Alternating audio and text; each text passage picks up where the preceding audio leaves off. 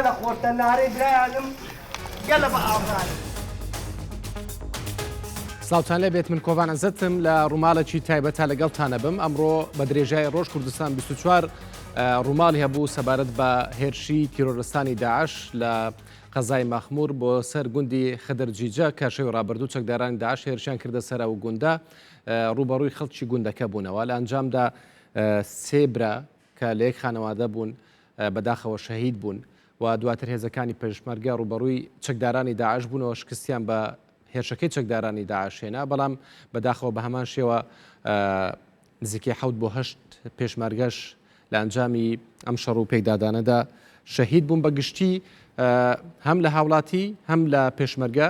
13 کەسیان شەهید بوون 4 کەسیش بریندار بوون. ئەمڕۆ مەسرور بارزانی سەرۆکی حکوومەت هەرێمی کوردستان سەردانی گوندی خدرجیجەی کرد و سەردانی کەسوکاری شەهیدانیشی کرد و دواتر چووە با بڵێن نەخۆشخانە بریندارەکانی بەسەر کردەوە و دواتر بەشداری لە پرسەی شەهیدەکانیش کرد. لەم ڕووماڵە تایبەتەدا من چەند میوانێک لەگەڵە بێت بەڵام سەرەتا باس لە سەردانی سەرۆکی حکوومەت هەرێمی کوردستانەکەین دواتر لەگەڵ میوانەکانم گفتوگۆی زیاترەکەم. مەسرور بارزانی سەرۆکی حکوومەت هەرێمی کوردستان سەردانی خانەوادەی شەهیدانی پەلامارەکەی شەوی ڕابردوو چەکدارانی داعشی لە گوندی خدرجیجە کرد. یەکێک لە براکانی سێ شەهیدەکە بە ناوی کازم ئیسماعیل بە مەسرور بارزانی گوت هێشتا بە جلی بە خوێنی برا شەهیدەکانمەوەم بەڵام کەزانیم تۆ هاتی ئەو جلانە لەبەر دەکەمەوە. ئەو دەستی لە ملی مەسرور بارزانی کرد و گوتی برینی دڵم گەڵێک قوڵن ناڵەی براکانم زۆر بە ئازارن هەرچەندە هەر سێ براکەم لە تەنیشتمەوە شەهید بوون بەڵام دەستم لە چەکەکەم هەڵنەگرت و تا دوایین فیشک بەرگریم کرد. کاتێکیش مەسرور بارزانی گوێی لەو گوتانەی بوو بە گریانەوە باوەشی پێدا کرد. پاشان برای سێ شەهیدەکە جەختی کردەوە ئێمە 8 برا لە ژیان ماوین و ئامادەین هەر هەمومان لە پێناو خاچی کوردستان و ئاڵای کوردستان و سەرۆک مەسعود بارزانی خوێنی خۆمان بڕژێنین و ببینە قوربانی خاچی کوردستان و سەرۆک بارزانی.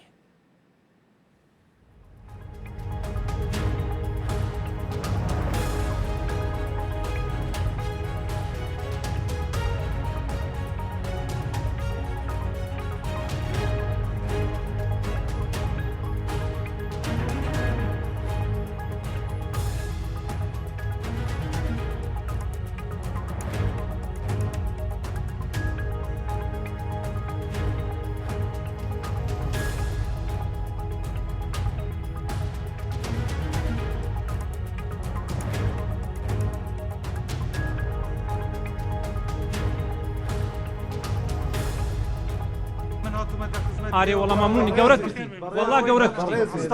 ئارێ وڵە گەورەت دڵنیابن ئێمە بە هیچ شێوەیەک باز لە یەک بستی خەڵکی ئەم وڵاتە ناینین ئینشاءالله. دوای ئەمە پشتمان بە جێژی عێراق نەبەستایە ئەمە پشتمان بە پێشمەرگەی بەستایە هەمی هیچ هیمێدەکمان بە جێژی عێراق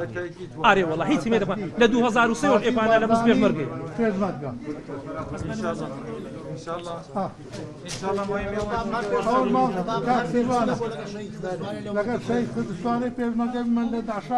ئەو کاکسیروان دەزانێت گەشێ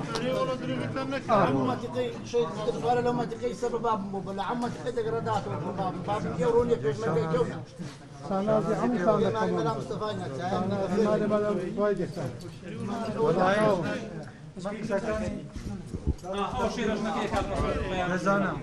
و ئەوەندە شانازیت پێوە دەکەین ورەی ئێمە دەوەندە بەرز کردوتەوە ئەگەر هەمووشمان بمرین ئەم ڕێبازە و ئەم خاکەی ئینشاءڵڵا ئەبێ هەر بە سەربەرزی بمێنێتەوە شەهیدانی ئێوەش هەر بە سەربەرزی دەمێننەوە هەمووشمان کوڕی وە لە خزمەتی جەنابتین ئەوەی پێشمان بکرێ بە هەموو ناوعێک ئەوەی پێمان بکرێ وەکو کوڕی جەناب لە خزمەتت دەبینی دەرێمەوە ئێستا سانازی بە ڕۆڵەکە قارەمانەکانم دەکەم ئێستا سانازیان پێوە دەکەم هەتا تا ئاخر فیشک بەرگریان کرد هەتا شەهید بن بەرگریان کرد زۆر شانازیان پێ دەکەم زۆر شانازیان پێ دەکەم ئەمە بەرێ دوو داکانین بەخۆم سێ کوڕم مایە پیاوەکەمەوە دوژنی هەیە بەخۆم سێ کوڕم مایە ئامادەم ئەو سێ کڕە سەدانێم بە مەردانە و بەرگری زۆر شانازیان پێ دەکەم زۆر شانازیان پێ دەکەم زۆریشم خۆش دەوێن درم جانا كانم رحتان شاد بي يا ربي رحتان شاد بي رولا قالبانا كانم وإن شاء الله يا ربي رحتان شاد رحم بي بي واش بقات الصبر وتحملتان بداتي إن شاء سرور الله بتاعه منصور بخير بي واهي براي هرسي الشهيد حتى يصدلتي بخيني براي كان لبنكتو اوش كاك مصر اوش كاوي عمل لبردك موا تعوري زنابد من دون الشباب بانكم كردي قلت ورا دست لملم قوتم ورا دزلم لم كابريني درم بريني درم قلق وقت الناري برايانم قلب اعذار هرسي برام لتنيشتا خوم شهيد بون بس من هر دستم لده حتى اخر في شك شر ممكن سي برام لتنيجيك دريج بون هموي بقرباني سروشي بون اما حرج برام ماينا سي او داكي خو پێنجی داکەی دیکەم ئامادەین لە پێناو خاچی کوردستان و ئاڵای کوردستان و سەرۆک مەسعود بارزانی هەر هەمومان خینی خۆمان بڕژێنین پێشەوا قازی محەممەد لەسەر ئاڵای کوردستان شەهید بوو ئێمەش لە سەخاک و نیشتیمان و شەرەف و ناموس و کەرامەتی خۆمان شەهید بووینە برایەکانی من چوینە ڕێبازی ڕێی نەمران ئینشاءالله جێگەیان بەهەش دەبی وخوا ئێوەش دەیادێ سەلامەت دەبن ئینشاءالله بەخێر بێ سرتان زۆر پێ خۆشحاڵ ئێستاش گەورەتان زوچی بەخینی برایەکانم لەبەر دەکەمەوە بەخێر بێ لەسەر چاو چونکە نەبووە 24 سەعات گەیشتیە من شەوێ پێم گوتی نەبووە 24 سەعات گەیشتیە من ئێستا شیتم لەبە ئەوەما هەمووش قوربانی سەرۆچینە گەلە بەخێر هەمووتان بێڵێ و ئێمەش بێەوە سەربەرزی سەلامەت بن زۆر مەسرور بارزانی سەرۆکی حکوومەت هێرێمی کوردستان سەنگەری پێشەوەی بەرگری هێزی پێشمەرگەی لە میحوەری مەخموری بەسەر کردەوە و دووپاتی کردەوە کات چاوەڕێی هیچ شتێک ناکەین لە بەرگریکردن لە خاچی خۆمان. مەسرور بارزانی گوتشی دەستی ئەو دایکە شێرژ نەماز دەکەین کەسێ کوڕی لە هێرشەکەی شەوی ڕابردوو شەهید بوون. سەرۆکی حکوومەت ئاشکراشی کرد کە داعش مەترسێکی ڕاستەقینەیە و بەداخەوە ماوەیە کە هاوکاری پێشمەرگە ناکرێت. بەداخەوە دوێنێ شەو هێزەکانی تێرۆریستی داعش لە هێرشێکی وەحشیانە بۆ سەر گوندێک و هاوڵاتیان چەندین هاوڵاتیان شەهید کرد دوای ئەوەش کە پێشمەرگە بەوانە ناوەچوون و بۆ کێوماڵکردنیا و ناوچەیە دیسان دیارە بەسەر کەمینێکی داعشدا هاتوون و چەند پێشمەرگەش لەوێ شەهید بوون کە بەداخەوە کۆی گشتی شەهیدانی هاوڵاتی و پێشمەرگە بوون بە 13 شەهید. من سەرخۆشی لە هەموو بنەماڵەی سەربەرزی شەهیدان دەکەم و هیوادارم خواست سەبووری بە بنەماڵەی سەربەرزیان بدات و شیفاش بە بریندارەکان ببەخشێت ئینشاءالله. هەروەها دەستی ئەو دایە جگەرسوتەوامان ماش دەکەین کە جەنابی سەرۆک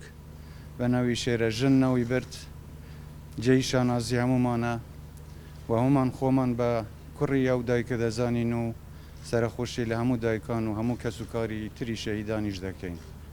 بەداخەوە ئەمە یەکەم و دواهێڕشی تێرۆریستانیش نابێت بەڵام ورەی ئێمە هەر بەرزە و هەر بەرز دەمێنێتەوە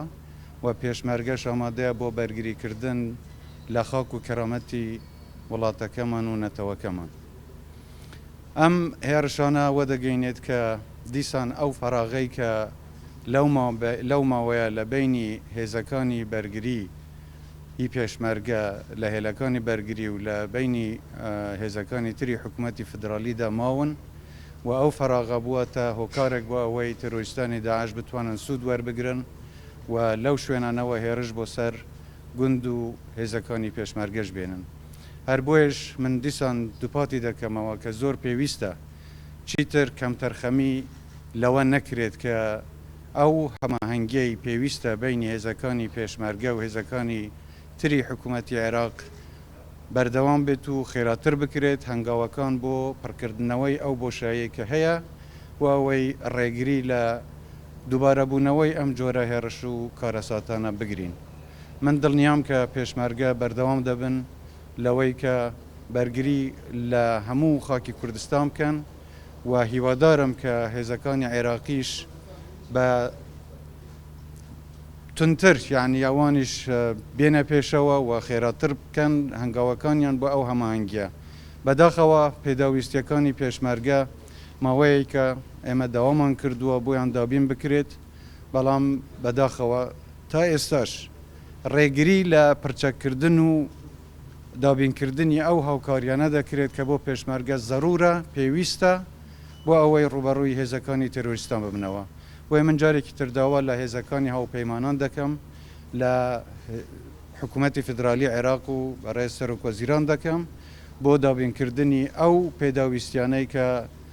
پێشمەرگە پێویستیان پێ هەیە بۆ پاراستنی گیانی خۆیان و پاراستنی ئەم سنوورانە ئێمە ئەوەی لە دەستمان بێت دەیکەین لە پەیامی جەنابی سەرۆکیشدا زۆر بەڕوونی دیارە کە فەرمویانە پێویستە سەردانیان ناوچانە بکرێت و ئەو کەم تەرخەمیانەی کە هەیە یان ئەم شوێنانەی کە پێویستە تونتر بکرێن ئێمە هەنگاوەکانی خۆمان خێرا دەکەین و چاوەڕێ هیچ شتێکیش ناکەین من وەزارەتی پێشمەرگەش ڕادەسپێرم و ئەوەی هەموو پێداویستیەک بۆ ئەو پێشمەرگانە دابی بکەن ئێمەش وەکو حکوومەتی یاریمی کوردستان لە خزمەتیاندان دەبین و هەرچی پێویستە بۆ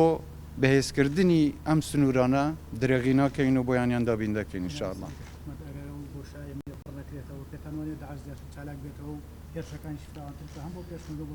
بێگومان خۆ هەر واش بووە ئەوان تێرۆریستان سوودیان لەم فراغە کردووە سوودیان لێ وەرگرتووە و لەوێشەوە هاتوون و پەلەماری هێزەکانی پێشمەرگەیان داوە بۆیە ئێمە داوا دەکەین هەر وەک باسم کرد هەماهەنگی بینی هێزەکانی پێشمەرگە حکوومەتی فدرالی عێراق خێراتر بکرێ پتەوتر بکرێ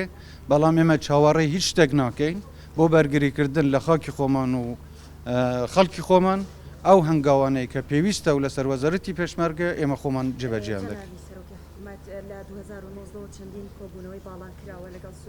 حکوومەتی عێراقی بۆ پڕکردنەوەی ئەو بۆشایی ئەمنیە ئەنجامەکانی هیچ هەبوو وەڵامدانەوەی ئەوان هیچ هەیە بۆ تا ئێستا وەکو پێویست نەبووە هەرچەند هەندێک هەنگاو هاوێژراوە بۆ دروستکردنی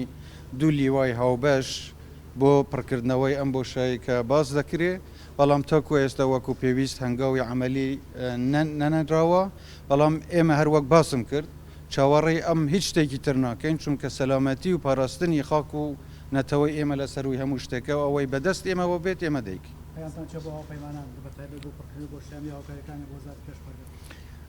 ئەم هێڕشانە دووپاتیەوە دەکەنەوە کە مەترسی داعش مەترسیەکی ڕاستەقینەیە بۆ سەر ئاسایش و سەقامگیری هەموو وڵات هی هەموو ناوچەکە و تێروریستانی داعش هێشتا زۆر چالاکن هێشتاش دەتوانن هێڕش بکەن هێڕش بن و زەرەر لە هێزەکانی خۆمان بدەن بۆیە ئەم جۆرە هاوکاریە و هەماهەنگیە زۆر زۆر زەرورە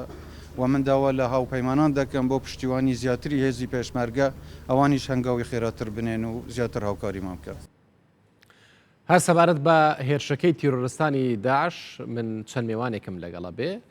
بەڕێز غەفور مەخموری سکرتێری گشتی یەکێتی نەتەوەی دیموکراتی کوردستان لە ستۆدیۆ لەگەڵمان دەبێت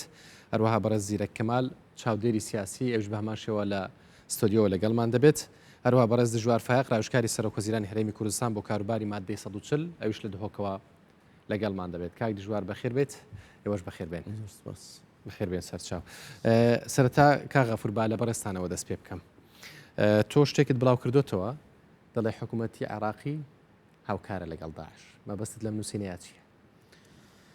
زۆر سوپاس من سەرەتا سەرخۆشی لە تەواوی ماڵباتی ئەو شەهیدان دەکەم کە لە کارەساتی دوێنێدا شەهید بوون دوێنێ شەو لە ڕاستیدا خۆتان دەزانن ماوەیەکی زۆرە حکوومەتی عێراق لەگەر حکوومەتی کوردستان زۆرە ڕێکەوتنێکی ئەمنی و سەربازی هەیە کە دوو لیوای هاوبەش پێک بێ ئەو فەراغەی کە لە نێوان هێزی پێشمەرگە و لە هەمان کاتدا سوپای عێراقی هەیە ئەو فەراغە پڕ بکرێتەوە بەڵام حکوومەتی عێراقی بەردەوام خۆی لەوە دەدزێتەوە کە ئەو ڕێکەوتنامەیە جێبەجێ بکرێتن جێبەجێ نەکردنی ئەو ڕێکەوتنامە وای کردووە تا ئێستاکە ئەو فەراغە بمێنێتەوە کەواتە بمانێ و نەمانەوێتن جێبەجێ نەکردنی ڕێکەوتنامەکە هاوکاری داعش دەکاتن چێش هۆکارەکە ڕێکەوتنامەکە جێبەجێ نەکرێت حکوومەتی عێراقی هۆکارە لەو مەسەلەیەدا بەڵام زۆر زیاتر حکوومەتی عێراقی دەسەڵاتی بەسەر و گروپ و میلیشیانەدا ناشتێت پێوە پابەند نابن باشە پێوە پابەند نابێتن بەڵام لە هەمان کاتدا ئەو هێزەی خۆی کەلەوێ بەناوی سوپای عێراق لەوێندرێ با بڵێ باڕای بگەینی بڵێ من ناتوانم سەیترە لەسەر ئەو میلیشیانە بکەم لە هەمان کاتدا دیسان جگە لە سوپای عێراقی بە شێوەیەک لە شێوەکان هێزەکانی هاوپەیمانانیش بەرپرسن لەو مەسەلەیەدا بۆ بەرپرسن لە تەواوی ئەو دیدارانەی ماوەی ڕابردوو ئەگەر تەماشات کردبێتن لە نێوان بەڕێز جەنابی کاک مەسعود بارزانی سەرۆکی ئەنجومەنی وەزیرانی کوردستان لەگەر نێردەی هاوپەیمانان لەگەر وەفدەکە عسکەریەکانی ئەڵمانیا ئیتالیا بەریتانیا بەردەوام جەختی کردوتەوە کە تا ئێستاکە هەرەشەی داعش ماوە لەسەر کوردستان هەرەشەی داعش ماوە لەسەر ئەو وەزعە پێویستیمان بە هاوکاری و پشتیوانی ئێوە هەیە چونکە داعش تێک نەشتێنراوە لە هەمان کاتدا ئێمە تەماشا دەکەین ماوەک پێستاکە دیسان بەڕێز بەرپرسی میحوەری مەخمور گوێر بەڕێز شێخ سولێمان بارزانی ئەویش وتارێش نووسی لە ڕۆژنامەی واشت پۆست دیسان ژمارەی چەکدارانی داعشی لەوێندەرێ ئاشکرا کرد بکە لە قەرەچوو چەند چەکداریان هەیە و چۆن خۆیان ڕێخستۆتەوە بەداخە وەکو پێویست هێرشی هاوپەیمانانیش کە هەبووە لە هەندێک شوێن جاروبار وەکو پێویست نەبووە و ئەو فەراغە وای کردووە هەتا ئێستاکە داعش شەوانە لەو ناوچەند هاتوو چۆ بکاتن و من بە پێی زانیاری زۆر دەقیق داعش بەردەوام ئەو گەنمە شامیانەی کە دەچێندرێتن لە فەلاحەکان بەردەوام دەچێتن لەوە دەمێنێتەوە خۆ پشت سایلۆی مەخمور کۆمەڵە گەنمە شامی شتۆچەندرە بوو داعش دەها لێوێ بە ڕۆژ لێ بوو سوپای عێراقی قسەی لەگەڵن دەکردن لە گەڕەبەشە بوو سوپای عێراقی قسەی لەگەن دەکردن و بەردەوام لە بینی گەڕەسۆر لە بینی پاڵانیان لە بینی مەخمور لە هاتوچۆدانە شەو سێ شەو پێش ئێستا داخلی مەخمور بوونە استخباراتی عسکەری عێراقی لە مەخمور داوای لە هەموو بازارەکە کردووە دوکانەکان کەوا کامیرەدا بنێن بۆ شەو کەواتە حکوومەتی عێراقی بە شێوەیەک لە شێوەکان کە چاوپۆشی لەو وەزعە دەکا کەواتە هاوکارە لەگەڵ داعش ئەوە خاڵی بۆی زەخر لەسەر هێزی پێشمەرگەی کوردستان دروست بکاتن زەخر لەسەر هەرێمی کوردستان دروست بکەن لە دوای ڕووداوەکانی 16 ئۆکتۆبرەوە کە جێیشی عێراق گەڕاوە ئەو ناوچانە گەڕاوە کەرکووک جێیشی عێراقی لەوێ کاتێوە دژی هەموو شتێک وەکە بۆ کوردستان بێتن خۆشتان زان لەگەی دەست پێکردنی شەڕی داعشەوە بودجەی کوردستان بڕە کۆمەڵێک کارتی زەختێنە سەر ئێمە بەکارهێنا تا ئێستا ئەو دژایەتێ بەرامبەر ئێمە بەردەوامە ڕاستە سەرۆک وەزیرانی عێراق بەو دوای ویستی هەندێشت بکە بەڵام حکم لە دەست سەرۆک وەزیرانی عێراقیشنە لە عێراقدا خۆتان دەزان ریمۆت کۆنترۆلی حکوومەتی عێراقی لە دەرەوەی سنوورەکانی عێراقا و بڕیاری بەغدا لە دەست میلیشیاکانە خۆتان دەزان لە ماوەی ڕابردوو کە ئەندامێک میلیشیاکان جان چون ناوناوچەی سەوز دەریان هێنا بردیانەوە میلیشیاکان کەواتە ئەو میلیشیانەی کە هەن ئەو داعشانەی کە لەو ناوچەیەدان کە ڕێگریان نەبن ئەو فەراغە پڕ نەکرێتەوە کەوات تۆماتیکیان تۆ توانی بڵێ ئەوە هاوکاری داعشە هاوکاری داعش دەکرێت لەو مەسەلەکەنەوە ئەو باوەڕ ناکەم حکوومەتی عێراقی هاوکار بۆ پڕکردنەوەی ئەوە لەبەر ئەوەی ئێستاشی لەگەڵدا بێتن ئەوەندەی ئەوان هێرش دەکەنە سەر بنکەکانی پێشمەرگە سەر گوندەکانی کورد هێرش ناکەن سەر سوپای عێراقی کەواتە لێرەدا شەڕەکە شەڕی خاکە لێرەدا شەڕەکە شەڕی ئەمانە عەرەبی هاوردن یان بە باوەڕی من ئەو داعشانەی هەن کوڕی ئەو عەرەبانی ئەو ناوچانن هەر هەمویان لەوانەیە بەشێکی زۆر خێزانێ و داعشان لە هەولێرش بن ئێستاکە کوڕەکانیان داعش بن بەشێکی زۆری ئەو گوندانەی قەرات هەمویان ئەوانە داعشن گوندەکانی ناحیەی قەرات هەمووی تێک هەوان هەموو داعشن شارەزای منتیقەکەن ئەگە شارەزای منتیقەکە نەبن بە شەو لەم ڕێگەیە بۆ ئەو ڕێگەیە لەو شوێن بۆ ئەو شوێنە خەڵکی منتیقەکەیان لەگەڵدایە ئێمە دەبێ و حەقەتە بزانین لە دامەزراندنی دەوڵەتی عێراقەوە تا ئێستاکە عەرەب کورد دەکوژێتن نەک تۆوای لێک بدەوە کە ئەوە وزە نەزرێکی شۆڤێنیە بەڵام ئەو حەقیقەتێکە شەڕی نەتەوەیە لەم شوێنە شەڕێکی نەتەوەیە شەڕی خاکە و لە هەمان کاتدا دەبێ ئەوەش بزانین پارێزگاری کەرکووچیش ڕۆڵێکی زۆر خراپ دەبێنی لەو مەسەلەیە ڕاکان جبووری لەبەر ئەوەی تۆ تەماشا بکە مەسەلەی سەرگەڕان بەردەوام دێنز عەرەبە هاوردەکان دەگەڕنەوە سەر زەوی زاری کوردەکان دەچن بەرگری لەو ناوچەیە دەکەن ئەو هێزیان بۆ نێری بۆ عەرەبەکان دەنێری بۆی پشتیوانی عەرەبە هاوردەکان بکاتن کەواتە ئەو بە شێوەیەک لە شێوەکان هەم شەڕی داگیرکردنەوەی خاک و سنوور فراوانکردنی عەرەبە لەگەر ئێمە هەم زەختیش لەسەر هێزی پێشمەرگەی کوردستان بۆیە ئێمە دەتوانین بڵێن بە شێوەیەک لە شێوەکان خەلەلەکە لە حکوومەتی عێراقیدایە حکوومەتی عێراقی ئاسانکاریەکی زۆر دەکات بەو هەرسوکەوتانی کە لەگەر ئێمەی دەکات ئاسانکاری بۆ داعش دەکاتن کاک زیرەک ئەمە شەڕی نەتەوەیە شەڕی خاکە یان شەڕی تیرۆرە ئەمە دوولایەنەیە هەم شەڕی نیشتیمانە شەڕی بەرگریکردنە لە کوردستان و هەم شەڕی تیرۆریشە داعش لە ڕووی با بڵێن وەکو ناسنامە وەکو شوناس کە خۆی بە ئێمە دەناسێنێ وەکو گروپێکی تیرۆریست خۆی دەناسێنێ لە ڕووی کردەوە لە ڕووی ئەنجامدانی چالاشی بەڵام لە ڕووە گشتیەکەشیدا لەگەڵ ئەو پێکاتە جیاجای کە ئێستا حکوومەتی عراقی دروست کردووە تێک دەکاتەوە من پرسیار لە تۆ دەکەم چ جیاوازیەک لە نێوان ئەو داعشانە هەیە کە لە ماوەی ئەو هەفتەیەداوە نزیکەی 20 پێشمەرگەی ئێمە شەهید بکەن لە کوڵەزۆ لە کفری لە سنووری مەخمور لە سنووری دیبەگا لەگەڵ ئەو عەربە هاوردانەی کە دێن لە سەرگەڕان خاچی جوتیارانی کوردستان داگیر دەکەن بەرپرسی لە قیسە میوانی من بووی وارە دەیگوت بەڕۆژ فەلاحن بە شەو داعشن چ جیاوازیەک هەیە قسەیمە لەسەر نیەتە بۆیە من پێم وایە ئەوەی کە داعش دەیکات داعش بە تەنیا بریتینیە لە گروپێکی ئاینی زۆر جار ئێمە بە هەڵە پێناسی گروپی داعش دەکەین داعش هێزێکی تێکەڵاوی جیاجایە گروپی جیاجای تێدایە گروپی تێدا ئیدعا لە بۆ مەسەلەی مەذهب دەکات گروپی تێدا ئیدعا لە بۆ حزبی بەعس و بەعسیبوون دەکات گروپی تێدا ناسیۆنالیستە و قەومیە گروپی تێدایە لە دەست یاسا هەڵاتوە گروپی تێدایە چەتێ و ڕێگرە ئیتر بە هەر شێوەیەک بێ گروپێکی تێکەڵاوی ئالۆزا بەڵام لە فۆرمە هەرە گشتەکەیدا من دڵنیام لەوەی بەشێک ناڵێم هەمووی بەشێک لەو میلیشیانێک کە ئێستا لە دەستوری عراق ڕێگای پێداون و لە ڕووی یاسایی با بڵێن زمینەی کارکردنیان بۆ ڕەخساوە حەزی لێ لە شەڕی نێوان داعش و هێزی پێشمەرگەدا پێشمەرگە بشکێ داعش سەرکەوتو بێ ژماری پێشمەرگە زیاتر بکوژێ لە ژمارە لەبەرەوە بیرکردنەوەی لە فۆرمە گشتیەکەیدا لە فۆرمە ناسیۆنالیستەکەیدا لە فۆرمە عروبیەکەیدا وەکوونەتەوەی سەردەست ئەوان هەمویان وەک یەک بیر دەکەنەوە من دیسا تاکید لەوە دەکەمەوە ئەوەی کە مافی تۆ ناسەلمێنێ ئەوەی کە بە بەرچاوی هەموو دنیا بە بەرچاوی میدیاکانی هەموو دنیا بە بەرچاوی خۆمانەوە کە دێ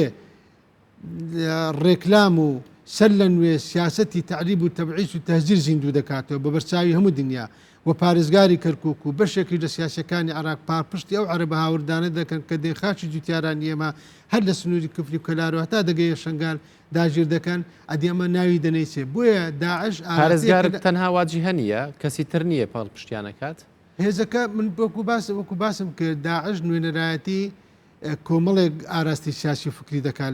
لە عراقدا لە لاکدا خۆیوان نیشان دەدا کە هێزێکی سونەگەرایە و دژی شیعەیە بەڵام هەموو ئەو شتانێک کە داعش دەکات لە بیدایەتی دروست بنەوە تاکو ئێستا بەزەری سونەکان تەواو بووە لەبەر سونەکان ماڵیان وێران بوو شار و گوند و دێهاتەکانیان تێکچوو بۆیە من پێم وایە لە تەوەری ئەو قسانیدا کە باس کرا کە لە کاک غەفور مەخموری شت پرسی تایبەت بەوەی کە داعش بووە دەکاتدا پێم وایە داعش وەکو باسم کرد کۆمەڵێک پێناسە دەبێت لە بۆی بکرێ یەک لەوانە ئەکتەرێکی چالاشی ناو ململانەی سیاسی ئیقلیمیە داعش دەبێ هەبێ ئێمە وەکو کورد دەبێ ئەو حەقەتەی بزانین داعش دەبێ هەبێ ئێران ئیشی پێێتی شوێنی تر بەژۆریان تێدایە تورکیا ئیشی بە داعشە ئێران ئیشی بە داعشە میلیشیاکانی عراق ئیشان بە داعشە بۆچە یەک لە هۆکارەکان یەک لەو میکانیزمانێکەوە داعشیان کردوتە میکانیزم بەکاری دێنن لە بۆ لێدان و لە بۆ دژاتیکردنی گەلی کوردستان بۆ ئەوەی داوای ناوچە نەکشێشە لەسەرەکە ناوچە ئیدارێ داگیرکراوەکانی دەرەوەی ئیداری هەرێمی کوردستان بۆی بە داعشەوە سەرقاڵمان کەواتە تۆش لەگەڵ کاغەفور هەمان بۆ چون تێ حکوومەت هاوکارە لەگەڵ داعش بەڵێ من ناڵم حکوومەتی عراق هەمووی بەڵام خۆ حکوومەتی عراق هەیە هەتا ئێمە پێناسێشی بۆ بکەین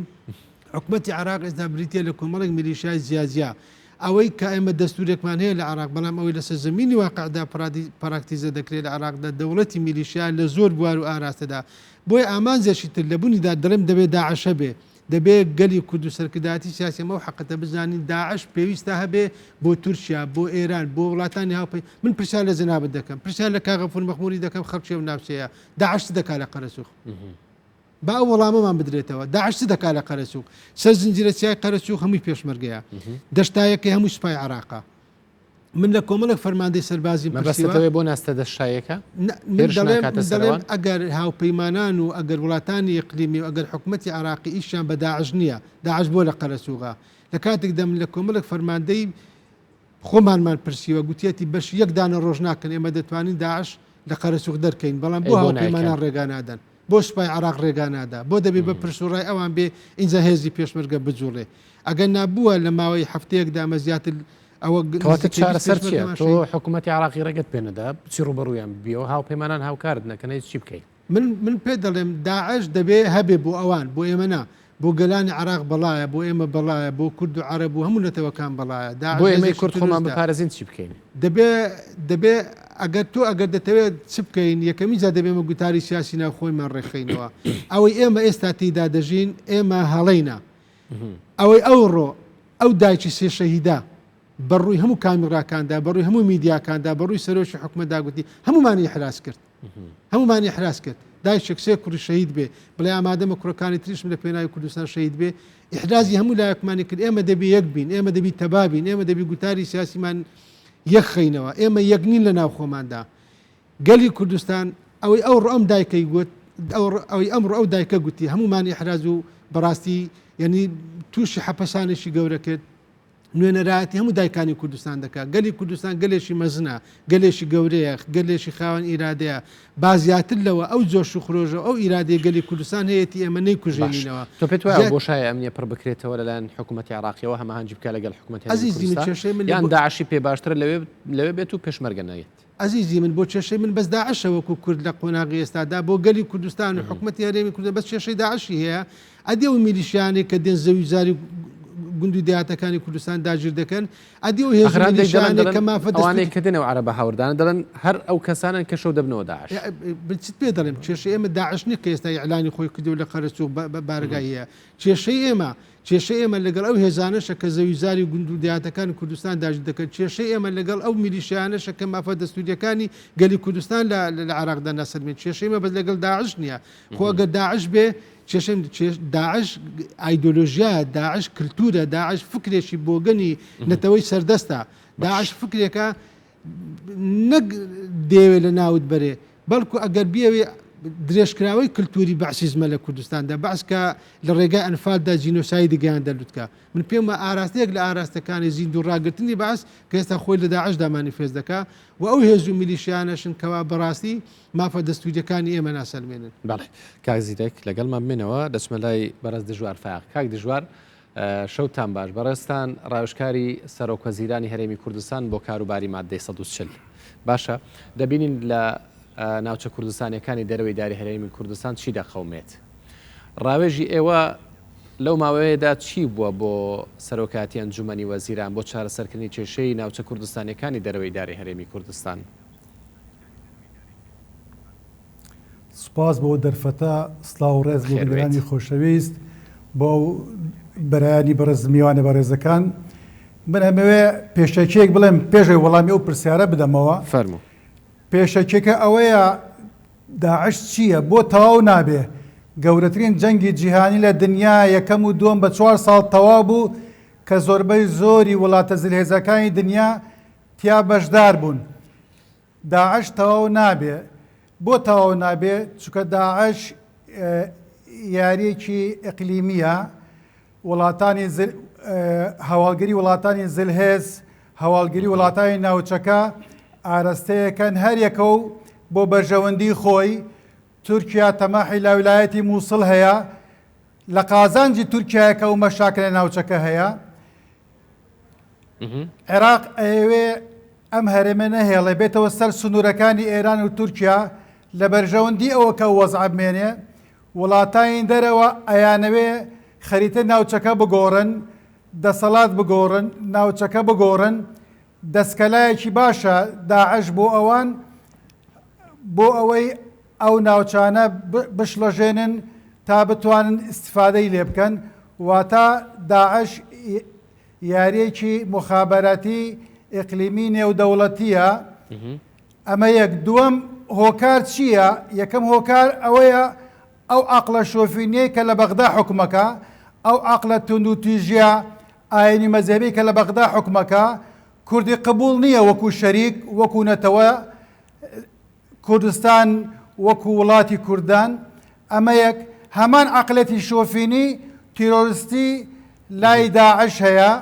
باش ئێمە گە سەیر بکەین لە 4-5 ساڵی ڕابردوو زیاتر لە 5,000 چالاکی لەو ناوچانە کراوە داعش هاوکاری ئیقلیمی هەیە نێودەوڵەتی هەیە هاوکاری ناوخۆیی هەیە حازینەی هەیە هاوکاری هەیە لەلایەن حزبی بەعسی پاشماوەی حزبی بەعس هاوکاری هەیە لەلایەن ئەو دێهاتانی لە سنووری ناوچەکانی داگیرکراوی کوردستانە حکوومەتی عێراق من ناتوان بڵێم بە ئەنقەست بەس حکوومەتی عێراق ئەو ناوچانە ئیهمال کردووە خۆی ناتوانێت ئەو ناوچانە ئیهمالکردنیشان قەست ڕێگا نادا پێشمەرگە بێ ئەو بۆشایەنە ئەگەی جازەم دەی ڕێگا نادا پێشمەرگە بێ ئەو بۆشایەنە پڕ بکاتەوە ناوچەکان بپارێزێ هەندێک خەڵک لە عێراق هەیە پێیان باشترە داعش لەو ناوچانە بێ نەکو پێشمەرگە و دەسەڵاتی کوردی لەو ناوچانە هەبێ ئەمە بەڕاستی کارەساتە ڕاوێژ بۆ حکوومەت بۆ سەرۆکاتی ئەنجومەنی وەزیران ئەوەیە تۆ باس لەم هەموو شتانە کرد باشە کەواتە ئەم هەموو کێشانە دەزانیت ڕاوێژتان چی بووە بۆ ئەنجومەنی وەزیران چی بکەن اینجا من باسی ڕاوێژەکەم ئێمە چەندین جار باسی و بابەتانەمان کردووە ڕاوێژ ئەوەیە یەک کورد بۆ خۆی یەک ڕیز و یەکڕابێ بەرامبەر بەو خەتەرانی بەرامبەر بە کوردستان هەیە چ لە حەساری اقتصادی لە بەغداوە کرێ چ لە پێشێکردنی دەستوورە کرێ چ لە تەجمیدکردنی مادە 140 کرێ بەرامبەر بە کوردستان چ لەو هەڕەشانەی میلیشیاکان و داعش بەرامبەر ئێمەیەکە ئەمە زۆر گرینگە دووەمیش ئایا من پرسیارەکەم چەکی پێشمەرگە وەکو چەکی حەشدی شعبیە وەکو چەکی جەشی عێراقە وەکو چەکی داعشە یەکەم شت ئەوەی حکوومەت داوە لە بەغدا بکە ئەو چەکەی لە دەستی حەشدی شعبی هەیە لە دەستی جەشی عێراقی هەیە ئەبێ بۆ پێشمەرگەی دابینی بکە ئەمە یەک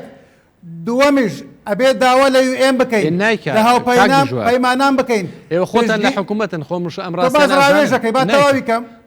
دێڵە فەرموو تۆ باسی ڕاوێژەکەی با باسیکەی با تاویکەن داوا لە هاوپەیمانان بکرێ هەمان ئەو چەکانە ئەگە عێراقیش ڕازی نەبێ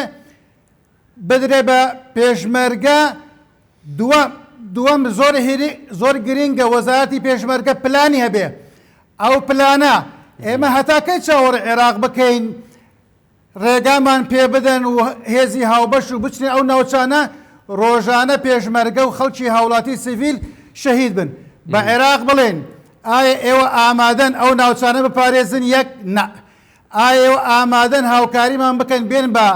تەنسیق ئەو ناوچانە پارێزین دوو سێم ئەگەر نا ئەبێ پێشمەرگە حرەکەت بکە بەبێ پرسی هیچ لایەنێک بۆ ئەو شوێنانەی کە تەقە لە هاوڵاتی کوردستانیە کرێ لەو ناوچانە تەقە لە پێشمەرگا کرێ لەو ناوچانە خاڵێکی تر ئەوەیە ئێمە ئیعادەی تەنزیمی هێزەکانمان بکەینەوە ئێمە تەوزیعاتی تازەی هێزەکانمان بکەینەوە ئێمە شەڕی داعش شەڕی ئەو تیرۆریستانە بە سیارەی دروع بکەین من دوێنێ شەو لام سیر بوو یەک سیارە دەرچووە ڕاوەدونانی داعشەکە ئەبێ چەند سیارەیەک دەرچێ ئەبێ سیارەی دروع بێ ئەگەر نیمانە ئەبێ داوا بکەین یعنی هەتاکە ئێمە چاوەڕی عێراق بکەین چاوەڕی هاوپەیمانان بکەین ڕێگامان پێ بدەن کەی تەنسیقەکەین کاک جوار ناشیکەن هاوکاریش ناکەن خەڵکی ئێمە ڕاوێژانەی کە باسکردن هەمویان دروستن ڕاوێژەکانت دروستن باشە بەڵام تۆ لە بەرامبەر کەسێکیت لە بەرامبەر حکوومەتێکی دەمانێت بۆ ناکە هەمومانە زانین هەمووتان دەڵێن کە حکوومەتی عێراق ئەوەی لە بەرژۆندی گەلی کوردستان بێن نایکات کەواتە داواشی لێ بکەی بۆت ناکات چارەسەر چییە؟ چارەسەرکە ئەوەیە کە خۆت وتت ئەبێ خۆمان هێرش بکەین پێوتی ئەبێ خۆمان هێرش بکەین پێشمەرگە هێرش بکەین ئەمە چارەسەرە سێشتە چارەسەر سێشتە یەک خۆمان ڕێخەینەوە ئەو چەکانەی هەمانە بەکاری بێن ئەو نوقسانەی هەمانە ئەگە عێراقیش نایکە داوا لە تەحالفی نێودەوڵەتی بکەن چکەوان شەریکی ئێمە لە شەڕی داعش ئەمە یەک دووەم ئێمە بە عێراق بڵێن تەنسیقمان لەگەڵەکەن باشە تەنسیقمان لەگەڵ ناکەن لە کۆتەقەمان لێ بکرێ ئێمە حرەکەتەکەی ناگەڕێنەوە ئەمە ئاکرێت کورد ئەمە ئاکات ناچارین بیکە یعنی ناکرێ هەموو ڕۆژە بێنە باش ئەو دو ساڵە بەتەمای دوولی وایە هاوبەشە تا ئێستا ئەو دوولی وایە هاوبەشە پێکێنراوە تۆ قەناعەتوێ پێک بهێنرێت من بۆ باس بکەم حکوومەتی عێراق حکوومەتێکی زەعیفە حکوومەتی عێراق هۆکاری ئەو کارەساتێک کە دروست بووە یەک ئیتیفاقی لەگەڵ کورد جێبەجێ ناکە دەستور جێبەجێ ناکە مادەی 140 جێبەجێ ناکە وعدەکانی جێبەجێ ناکە یاری بەکاتەکە ئەو یاری بەکاتکردنە یەکەم زیان بە ئێمە گەێنێ ئینجا زیانیش بە عێراقە گەێنێ و ئەم هێرشانەی لە سنووری ناوچەداگی کراوەکانی مادەی 140 کرێ ئەمەش بەشێکی تری تەعریبە زۆر لایەن لە عێراق شەریکن ئەگەر ناڕاستەوە خۆش بێ و هەندێک وڵاتی ناوچەکەش ناڕاستەوە خۆش بێ شەریکن لەو پرۆسە تعریبە تازەی کە بەچەکە کرد ئەم جارەیان. باش ئەمە باس لە گوتەی بەڕێز محەممەدی حاجی مەحموود بکەم باشە ئەو باسی لەوە کرد کە لە لێدوانێکە دەیگوت کەرکک ئیلا دەبێ بەشەر کۆنتترۆلی بکەینەوە بە گفتوگۆ و ڕاوێژ و نازانم دانیشتن لەسەر مێزی گفتوگۆ ئەمانە ناکرێت تۆ شەمان ڕات هەیە؟ من بە هەنگاو باسیەکەم یەک بۆ هەموو دنیا ئاشکرا بوو ناوچەکانی مادەی 140 سەرڕای ئەوەی دەسەڵاتی ئێمەیتیانە لە دەنگدان دەرکەوت کە زۆرینە کوردستانیە سەرڕای پرۆسەی تعریبی دوای 2023 دووەم ئێمە لەگە عێراق شەریک بە حساب ئێمە کورد شەریکین دەسەڵات حکومەتی تازە ئەوەی کە حکومەت پێکەهێنێ ئەبێ شەرم نەکەین زۆر بەڕوونی پێیان بڵێن ئێمە بڕوامان بە وعدانە نییە ئێمە بڕوامان بەو چارەسەرە نییە کە ئێوە داتان ناوە چارەسەر ئەوەیە پەلە بکەن لە جێبەجێکردنی دەستور پەلەکەن لە جێبەجێکردنی مادەی 140 پەلە بکەن لە ئیدارەی هاوبەش لە گەڕانەی پێشمەرگە من بۆڵێم ئیدارەی هاوبەش ئەبوایە حکوومەتی عێراق ساڵی 2007 مادەی 140 جێبەجێ بکە حکوومەتی عێراق مادەی 140 جێبەجێ نەکرد کەواتە خەتای حکوومەتی عێراقە بۆیە نابێ حکوومەتی عێراق تاکلەیانە حکمی ئەو ناوچانە بکە ئەبێ بە هاوبەشی لەگە ئیدارەی کوردستانی ئاسایشی کوردستانی پێشمەری کوردستانی بێ ئیدارەی ئەو ناوچانە بکرێ و پەلە بکرێت جێبەجێکردنی مادەی 140 مادەی 140 جێبەجێ نەکرێ عێراق ئارایی بەخۆی نابینێ ناوچەکە ئارایی بەخۆی نابینێ ئەمە حەقیقەتێکە ئیرهاب بەهێزە بێ کۆچ بۆ رەو دەرەوە بەهێزە بێ ئەبێ وڵاتانی دەرەوە کە ئەیانەوێ شەڕی داعش بکەن کە ئەیانەوێ عیلاجی کۆچ و کۆچبەران بکەن بەرەو دەرەوە ئەبێ کێشەی کوردستان لەو ناوچەیە چارەسەر بکەن کورد شەریک بێ دەسەڵات ئەگەر نە ئەو ناوچەیە ئارایی بەخۆی نابینێ. باش دەست خۆش کاک دژوار دەگەڕێمەوە لای بەڕێستان کاغەفور 2 ساڵە حکوومەتی عێراقی بەس باس لە پێکهێنانی دوولی وای هاوبەشە کرێت هەرجارە و بیانوێگە هێنێتەوە و تا ئێساش پێک نەهێنراوە ئەمە بۆ غافڵکردنە پێتان وایە ئەو دوولی وایە پێک بهێنێت وایە ئەو ناوچانە بە دوولی وا دەپارێزرێن؟ من بەڕاستی بیر و بۆچوونی من جیا سەبار بە هەندێک مەسەلە من هەللا بنێتەوە باوەڕم بە عێراق نەبووە لە 2023 ئەو کاتەی لە 2023 ئەو کاتێک کە سەرکردایەتی کورد ڕووی لە بەغدا کرد بۆ ڕێخستنەوەی عێراق ئەو کاتیش من گوتم کورد گەورەترین هەڵە دەکاتن کە عێراق ڕێک دەخاتەوە دەبێ ئێمە خۆمان ڕێک بخێنەوە و ئێمە خاچ کوردستان ئازاد بکەین مەسلەی دیکە عێراق باوەڕ ناکەم هیچ شتێک خێری کوردستانی بووی ئێمە ئەزمونمان هەیە لە حکوومەتی عەلاوی جەعفەری مالکی عادل عەبدولمەهدی عەبادی هەر هەمووی دەتوانین مقارنە بکەین بڵێن فلان لە فلان خراپتر بوو بەس ناتوانین بڵێن ئەوە لە فلان باشتر ئەوە یەک کەس لە کەس باشتر نەبووە لە دامەزراندنی حکوومەتی عێراقەوە تا ئێستاکە ئێستا ئەوەی کە هەشە داعش چییە؟ داعش بریتیە لە شۆڤێنیەتی تێکەڵەیەکە لە شۆڤێنیەتی عەرەبی و تەتەڕوفی ئیسلامی بەڕاستی ئمە بەسڕاحەتەن دەبێ ئەوە بڵین داعش ئەوەیە داعش باشە ئەگەر دروست بووە بۆ بەرگریکردن لە سونە بە قەولی خۆیان هەتا ئێستاکە بینیوتە داعش یەک هێرش بکاتە سەر پارێزگا شیعەنشینەکان یەک حرەکەی بچوکی بەرامبەر ئێران کردووە ئەوەی هەیە داعش هەوڵی ئەوەی داوە هێرش بکاتە سەر پێشمەرگە ناوچەکانی کوردستان داگیر بکاتن خۆ یەکسەر ڕووی سوڕاند بە حیسابی خۆی کە مووسڵی ئازاد کرد بۆ مووسڵی ئازاد کرد بە قەولی خۆیان کە داگیری کرد لە نەزەری من کە گوتیان ئازادمان کرد بۆ ئەو بوو کە کورد لە مووسڵ نەمێنێ دواتر ڕوان هاتە مەخمور بۆی کورد لەوێنن ئەو ناوچانەی کە کاتی خۆی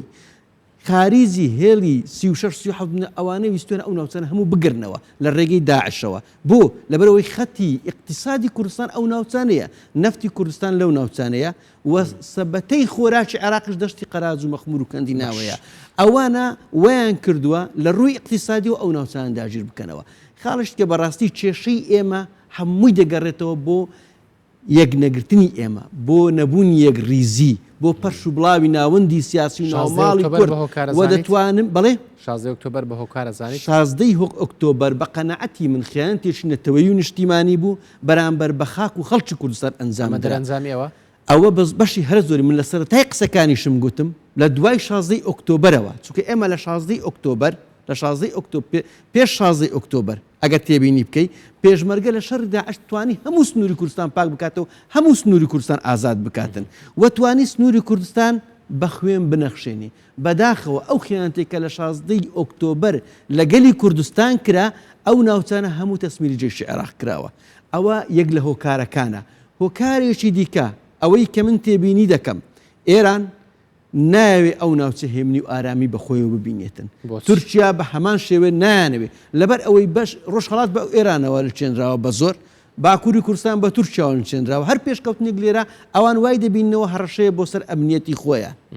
وای دەبینەوە کە جوولەی کورد لەوێش بەرەو پێش دەچێتن بۆیە ئەوان خێری ئێمەیان ناوێ دەوروبەری ئامانجیان هەیە هەموو ئێمە سنووردارکردنی دەسەڵاتی ئیدارەی کوردستان حکوومەتی کوردستان بەڵام ئێمە دەبێ یەکگرتوو بین دەبێ یەک ڕێز بین مەسەرەی ئێستا مادەی 140 لە 2007 ئەو کاتەی کە دیمستۆرە هاتە پەرلەمانی کوردستان داوای کرد 6 مانگ درێژ بکرێتەوە من ئەو کات بە هەموو شێوەیەک دژی ئەو درێژکردنەوە وەستامەوە دژی درێژکردنەوە دەنگمدا چۆ گوتم ئەگەر نەتەوە یەکگرتوەکان سەربەرشتی ئەو پرۆسێ بکە ئەو پرۆسێ بە ژیانی خۆی چارەسەر ناکرێت چونکە هەر کێشەیەک نەتەوە یەکگرتوەکان تێکەڵی ببێتن ڕۆتینیاتی زۆرە چارەسەر نەبوو فعلەن لە 2007 تا ئێستا کە چارەسەر نەبوو هەر ئەو کاتیش لە رادیۆی دەنجی ئەمریکا مەچاوێکەوتنەکە بوو گوتم کەرکووک تەنها و تەنها بەشەڕ دەگەڕێتەوە سەر کوردستان نە بە یاسا نە بە دەستور نەبەوە من ئەوە لە 2007 من ئەوە هەڵوێستم بووە لە 2023 باوەڕم ئەوە بووە کە کورد بچێت لە کەرکووک دابنیشێتن من لە کۆبوونەوەی لایەنە سیاسەکانش ئەوم باس کرد گوتم پێویستە ئێمە بچین کەرکووک بکەینە مەرکەزی قراری کوردی نەک بچینە بەغدا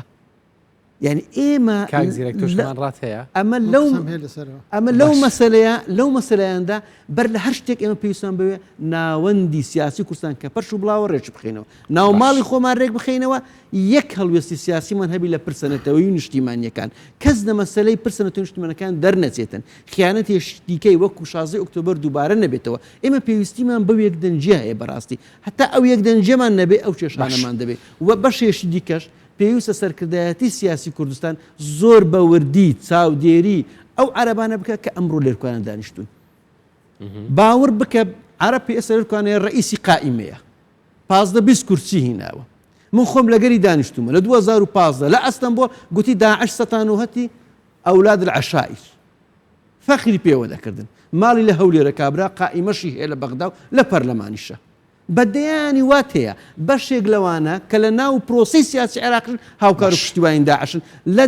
لە ئەستەمبۆڵ لەوان داعشەکان دەبن عیلاجیان دەکەن تەدریبیان پێ دەکەن لە شوێنانی دیکە پێویستە ئێمە بە وردی متابعی ئەو مەسەلەیەش بکەین بەڕاستی پێویستە ئێمە لە ناو خۆی کوردستان چاودێریەکی وردمان هەبێتن دەستگاکانی ئێمە زیاتر چاوکراوە بن باش دەستخۆش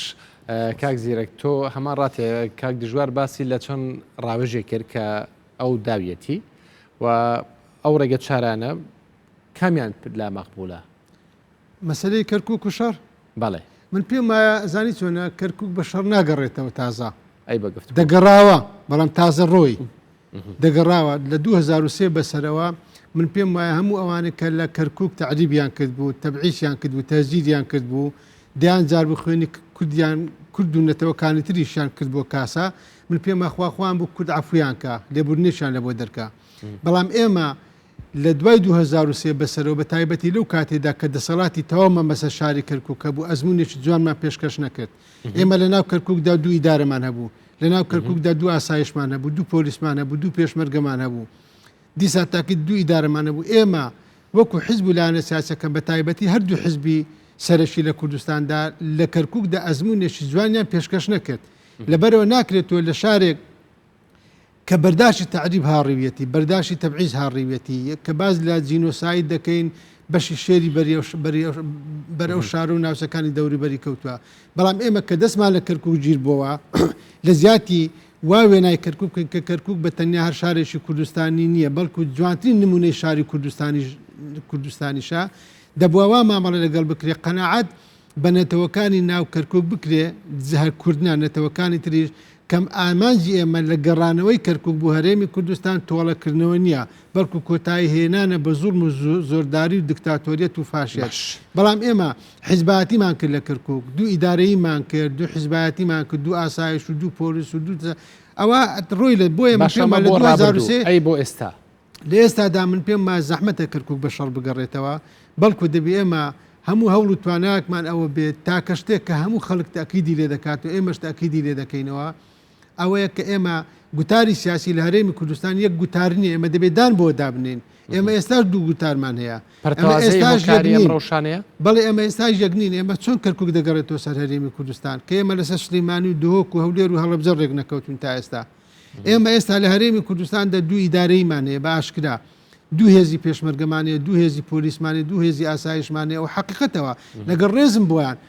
هێزی پێشمەرگێمە هێزێکی شەڕکەرە فەرماندەی ئازامان هەیە پۆلیس و ئاسایشی چاوتیژ و چاوکراوەمان هەیە هەمویان کوڕهەژارن هەمویان درسۆزی ئەو میلەتەن بەڵام بەڕاستی ئەوەندەی لایەنی حزبی بەسەریاندا زاڕا ئەوەندەی دەستوری یاسا بەسەریاندا زار نیە بۆیە من پێم وایە ئێمە کاتێک توانیمان هەڵەبجە و دهۆک و هەولێر و سلەیمانی لە سوارچەوەی ئیدارەیەکی تۆکمەدا یەک بخەین و گوتاری سیاسیمان یەک بێت و بتوانین بەیەک ئاراتەدا کار بکەین ئەو کاتی ئێمە دەتوانین شەڕ لەسەر کەرکوک بکەین بۆیە مەسەلەی کەرکک هەتا خودی گفتوگۆیەک بین بە گفتوگۆ زیاتر بە 2000 ئێمە دەمانتوانی بە شەڕەوە بکەین بەڵام ئێستا ئەمە ناتوانین ئێستا دەبێت بە ڕێگای گفتوگۆ بە ڕێگای ئەوەی نزیک بوونەوە لە نەتەوەکانی تر لە ناو کەرکک کاک زیرەک ئێستا خەڵکی ئەو ناوچانە باشە سوپای عراقی نایان پارێزی حکوومەت هەرێمی کوردستانش پێشمەرگەش ناتوانانی بچی بیان پارێزی لەبەرەوەی حکوومەتی عراقی ڕێگەیان پێنادا بۆ شای ئەمنی هەیە چارەسەر چیم خەڵکە بپارێزرێت ئیلا بە خۆی بە کلاشنکۆفێک خۆی بپارێزێت ئێمە لەوانێت تا حدێک تەحملی هەبێت ئێمە لە هەرێمی کوردستان کۆمەڵک دامەزراوی حکومڕانیمان هەیە ئەرچی سەرشانی ئەو دامەزراوی حکومڕانیانەیە کە ئەو خەڵکە بپارێزێ بەڵام لە هەمان کاتدا ئێمە هاوپەیمانیەکێ لە عراق تاکو ئێستاش کەەوە هەر ماوەتەوە زیندووە کە هاوپەیمانی شەڕی دژی داعشە خەلەلی ئێمە لەوێدا ئەو هاوپەیمانی ڕازگۆنیە کە داعش مووسڵی گرت کە ئەو ناوچانەی گرت بەڵێ هاوپەیمانی نێودەوڵەتی گوتەبێژی هاوپەیمانی نێودەوڵەتی گوتی شەڕی داعش 3 ساڵ دەخایەنێ چۆنت زانی دوو ئێمە دیسا تاکید لەوە دەکەمەوە داعش گەمەکەرێکی نێودەوڵەتی ئیقلیمیە داعش دەبێ هەبێ بۆ عراقیەکان قازانجە بۆ ئەوەی ئێمە سەرقال بکرین بۆوەندی کە هەمانە نەپڕژێنە سەر ئەوەی شەڕ لەسەر ناوچەکانی بڵێ بۆ ئەوانیش مەترسی نەخێن مەترسی نییە لەبەرەوە ئەوەی کە ئیدارەی عراق دەکات و ئەوەی کەەوە حکومڕانی لە عراق دەکات مەبەستی ئامانجی پاراستنی دیموکراتێت و عدالەت و یەکسانی نییە بۆ پرسیار لە جەنابەت دەکەم ئەو میلیشیانێکەوە ئێستا بەشێکیان کە حکومڕانی عراق دەکەن دەموچاویان لە داعش دوانترە دەڵێن بەشێکیان ناڵێم هەمویان ئایا دژاتیکردنی دەستور و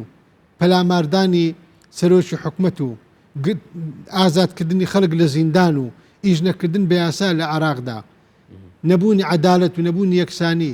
ڕژانی بە میلیۆنان کەس لە کۆمەڵانی خەرچی عراق بۆ ناو ساحەی تەحریر کە ئەو دەسەڵات و حکومەتە ڕەت دەکەنەوە بەشداری نەکردنی خەڵک لە هەڵبژاردن ئەوانە هەموو دەلالەتەوە دەکەن ئەم حکومەتی عراقی بۆ عەرەب و نەتەوەکانی تریش نەیتوانیەوە دیموکراسی خواز و ئازادی خواز بێت و عدالەتیان بۆ بچەسپێنێ چۆن بۆ من دەکا حکومەتێک نتوانێت شەڕ لەسەر کۆمەڵانی خەڵکی عراق بکە ئازادی و عدالەت بچەسپێنی لە تیرۆر بیپارێزێ لە زەبر و زەنگ بیپارێزێ چۆن دەتوانێت من لە داعش بپارێزێ کێشەی ئێمە ناوخۆییە ئێمە ئەگەر لە هەرێمی کوردستاندا لەسەر ئاستی ناوخۆیمان یەک بین یەک گوتاری سیاسیمان هەبێت دوو ئیدارەی نەبین ئەگەر بێکەوە بەرژەوەندی باڵەکانی گەلی کوردستان لەسەری هەمووی بەرژەوەندێک دابنین ئەگەر ئێمە هەموو ئامانجێکمان لە پێناوی چەسپاندنی عدالەت و دیموکراسی بێ شەڕکردن بێ لەسەر مافە مەدەنیەکانی کۆمەڵانی خەڵکی کوردستان هەمومان لە پێناوی ئەودا بێ ئێمە دەتوانین نمونەیەکی جوان پێشکەش بکەین ئەو کاتی ئێمە نەکرد داوای گەڕانی و کەرکوب بکەین بۆ هەرێمی کوردستان ئەو ناوچانەی تریش بە سروشتی دەگەڕێنەوە سەر هەرێمی کوردستان واتە ئێمە بەر لەوەی گلەی لە حکومەتی عراقی بکەین لە تورکیا بکەین لە ئێران بکەین دەبێ ئەو گلەیە لە خۆمان بکەین ئەم دۆخە سیاسی هەرێمی کوردستان پێویستی بە ڕێخستنەوە هەیە وەزارەتی پێشمەرگە پێویستی بە ڕێخستنەوە هەیە هێزی پێشمەرگە و ئاسایش و پۆلیس پێویستی بە ڕێخستنەوە هەیە لە ڕووی مادی لە ڕووی معنەوی لە ڕووی تەقنی لە هەموو ڕوێکەوە باش دەست خۆش کاک زیرەک ئەبێ بسمە لای کاک دژواریش چونکە چەند خولەکێکم ماوە کاک دژوار دێمەوە لای بەڕێستان وەک ئاماژەم بۆ کردین یاخود وەک ئاماژەم بۆ کرد کە بەڕێستان ڕاوێژکاری سەرۆک وەزیرانن بۆ کاروباری مادەی 140 کەواتە بۆ جێبەجێکردنی مادەی 140 چ چارەسەرێکتان لایە ئەبێت چی بکرێت بۆ ئەو ناوچانە ڕەوش لەو ناوچانە ئاسایی بکرێتەوە من باسی داعش ناکەم من بەگشتی باسی مادەی 140 حکومەت لە بەرنامەی خۆی کە کابینەکەی پێکهێنا باسی مادەی 140ەکە کە سازش ناکە لەسەر خاکی کوردستان لەسەر مافەکانی کوردستان و داوا دەکا بە حیوار و دیالۆگ کێشەکانی نێوان هەولێر و بەغداد چارەسەر بێ دەستور جێبەجێ بکرێ مادەی 140 جێبەجێ بکرێ ئەمە وەکو پەیامی سیاسی و بەرنامەی حکومەتی کوردستانە ئەمە ئەکرێ ورد بکرێتەوە خەڵکانێک هەبوون لە بەغدا ئەیانوت ئێمە نەمان هێشت مادەی 140 جێبەجێ بکرێ ئێمە تەقسیرمان هەبوو کە شکاتمان لێیان نەکرد دووەم حکومەتی عێراق 2007 مادەی 140 جێبەجێ نەکرد ئێمە تەقسیرمان هەبوو کە شکاتمان نەکرد ئەخر لە کوێ شکاتیان لێ حکومەتی عێراق مادەی 140 تەجمید لە ناوەوە لە دەرەوەی وڵات حکومەتی عێراق مادەی 140 و لێژنەی مادەی 140 سڕ کردووە ئێمە هەڵوێستێکی تونمان نەبوو حکومەتی عێراق یاساکەی وابوو کەسێک وەزیر بێ لە عێراق ئەبێتە سەرۆکی مادەی 140 هادی العامری وەزیر بوو بۆ سەرۆکی مادەی 140 لە وزارەتی ژنەما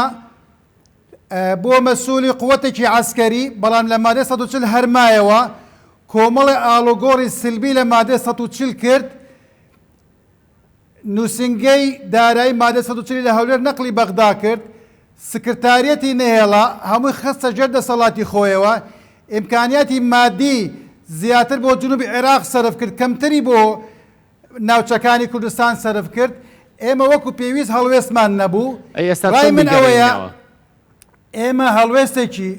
هەڵوێستێکی قانونی من ناڵێم تند هەڵوێستێکی قانونی جدیمان هەبێت لەسەر ئەم خاڵنی کە باسمان کرد و پێویستە کوردستان فەریقێکی مفاوەزاتی بەهێزی هەبێ ئەو فەریقا چەندین لژنەی فەنی هەبێ دووەم لە بەغدا فەریقێکی دیفاع بۆ کوردستان بۆ پێشێلکردنی مادەکانی 55 مادەی دەستور مادەی 140 فەریقێکی دیفاعی بەهێزمان هەبێ لە کۆمەڵێ یاساناس و پارێزەری باش پێک بێ بۆ ئەوەی لە حکوومەتی تازە ئێمە بتوانین داکۆچی لە مافە دەستوریەکان لە مادەی 140 بکەین باش و هەروەها تیمی گفتوگۆ کوردستانی ئەگە ئیجازەم بدەیت تیمی فەرموو یەک دەقەبا تاویکە تیمی گفتوگۆی کوردستانی لەگەڵ ئەو لایەنەی کە حکوومەتی عێراق پێک بێنێ هەموو ئەو خاڵنی باسمان کرد بخاتە سەر مێزی گفتوگۆ و موافقەتی وەربگرێ ئەوجا بەشداری حکوومەت بکا بۆی وەکو ئیتفاقەکانی پێشووی لێنەیە باشە کاک جوارتەوتت فەریقێک یاخود تیمێکی ئاسایی بچێتە بەغدا باشە یاخود شکاتیان لێ بکرێت بە هەر شێوێک بێ بەڵام حکوومەتی عێراقی خۆی دەستور جێبەجێ ناکە باشە کە دەستور جێبەجێ نەکات چۆن ئەو شکاتت لێ قبوڵەکە من باسی حکوومەتی تازاکەم ئەو حکوومەتمازانین ئەو حکوومەتە ئەو حکوومەتانەی کە تا ئێستا هەبوو تەدەخولاتێکی دەرەکی زۆر بە قووەت هەبوو خۆشی چونکە کتلەی نەبوو نەیەتوانی بەرامبەر خروقاتی لایەنەکانی کە کۆنتترۆلی پەرلەمانیان کردووە مووقفێکی توندی هەبێ ئەو ناوچەیە لەژێر تەسیراتی مەشاکلی ئەمریکا و ئێرانە ئەگە ئەمریکا و ئێران لە ڤێنە ڕێک بکەون ناوچەکە تۆزی ئارامترە بێتەوە ئەمە حەقیقەتە ئەگە ئەمریکا و رووسیا تەفاهماتێ بکەن لە کۆبنەوەی داهاتووی هەردوو سەرۆک ئەو ناوچەیە ئارامترێ ئەگەر نا ئەوەی کاکە حەمەی حاجی مەحموود ئەیڵێ لەوانەیە وەزعەکە گرژ بێتەوە ئەو کاتە بەکارهێنانی هێز بۆ هەموو ناوچەکانی مادەی 140 بە کەرکووکیشەوە ئەبێتە ئەمری واقع بەڵێ سپاس بۆ بەڕێز دژوار فایق بەڵام ئەو دوو خاڵە زۆر گرنگە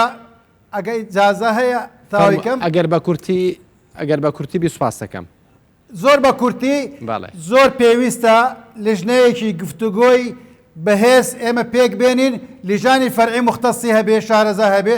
دووەمیش ئێمە لیژنەیەکی یاسایی بەهێز لە بەغدا پێک بێنین نەک تەنها مەحامەیەک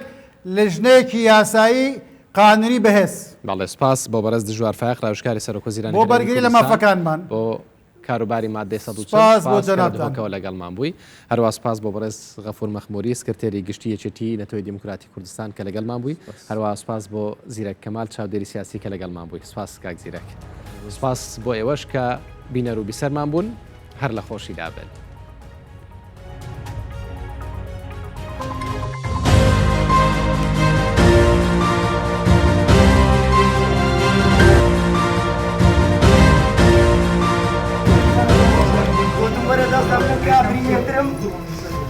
برینێترم گەلە خۆرتە نارەی برایانم گەلە بە ئازار